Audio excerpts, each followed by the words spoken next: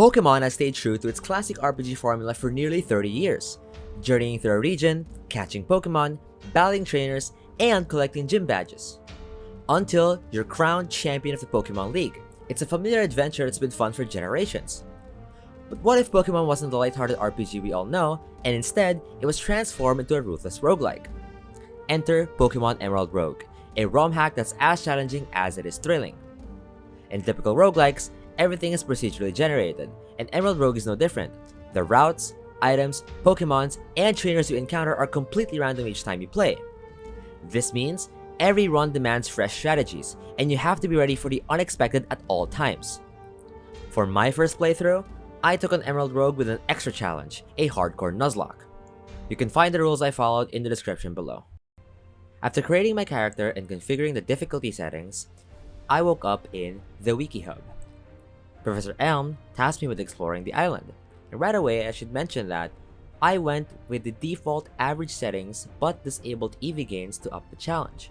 Plus, since I used the sprite of Ethan from Heart Gold Soul Silver, the gym leaders and Elite Four I'll be fighting are from the Johto region.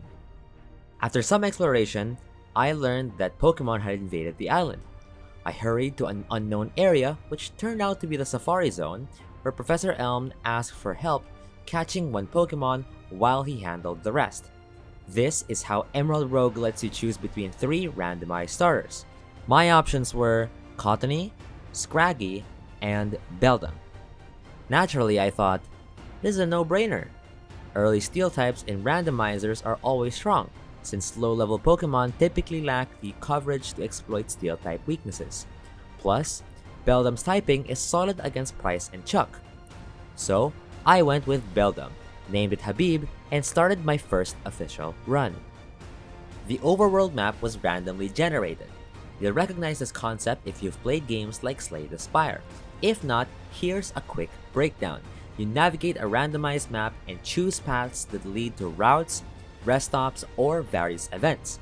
There's a gym leader to battle at the end of every path. You repeat the cycle through 8 gym leaders, the Elite Four, and 2 champions.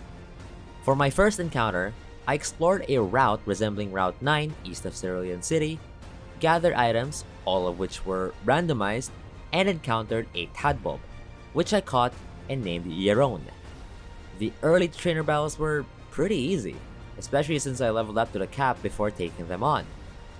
Trainer battles are crucial for money, and in Emerald Rogue, money is a precious resource. Later fights become much tougher, so it's smart to fight early for bigger rewards with less risk. After clearing the trainers, I tried my luck at a game show encounter. As expected, it was a game of chance, and I was curious. The challenge was called What's That Cry?, where I had to guess the Pokemon from its cry. I'm no expert at this game, unlike some content creators, so naturally I got it wrong. I left the game show with nothing but disappointment, and of course, curiosity satisfied. But the game wasn't done throwing curveballs. As I was leaving, my rival Silver blocked my path, forcing a battle. Here's where I learned just how punishing this game can be if you're unprepared. Silver led with a Tyrogue while I sent out Yeron. With Thundershock, I managed to outspeed and take him down. Next came Grimer. I thought it would have a poison type move, so I switched to Habib, assuming it would resist. But Grimer went for Mud Slap, a super effective move against both of my Pokemon. Beldum's only move was Tackle, and I quickly realized I was losing the damage race. Panicking, I switched back to Yeron, hoping she could handle it with her own Mud Slap. However, Grimer's accuracy drops made things worse. I hoped to land crits or make him miss, but if that failed, Yeron wouldn't survive. After some nail-biting turns, Yeron managed to land a crucial crit and the accuracy drop, but Grimer's Sludge ended her run. It was a tough loss, but Habib cleaned up and won us the fight, although at a steep cost. Losing Yeron sucked, especially after getting nothing from the game show encounter. I rushed to my next stop, hoping to rebuild. The Mart Rest stop offered vendors selling items and TMs, but I also met Mr. Randoman, who offered to trade one or all of my Pokemon. Trading Habib away seemed risky, but Chad convinced me it would be fun and optimal given Beldam's awful early moveset.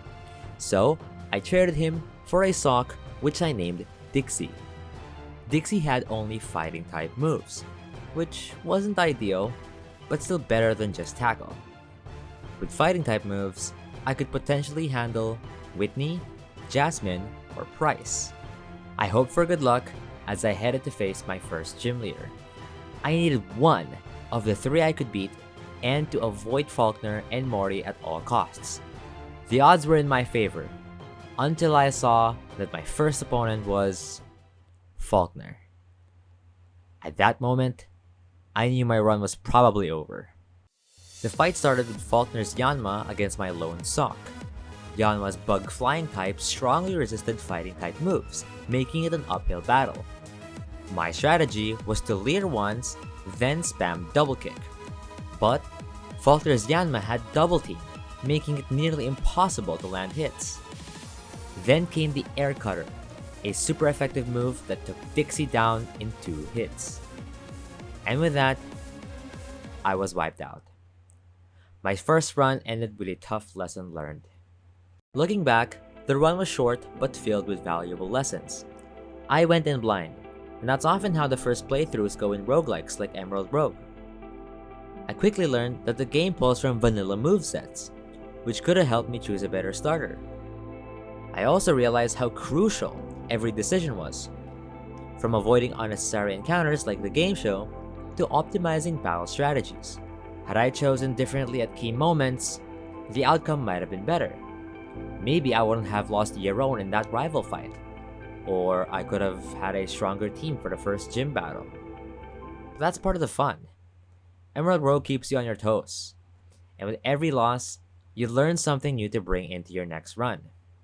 This run might be over, but my journey with Emerald Rogue is far from finished.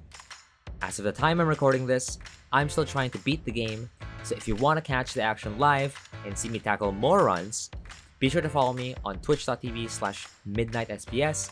I stream regularly and would love to have you join in on the adventure. And of course, don't forget to like and subscribe here if you want to stay updated on my progress and future videos. Thanks for watching, and I'll see you in the next one.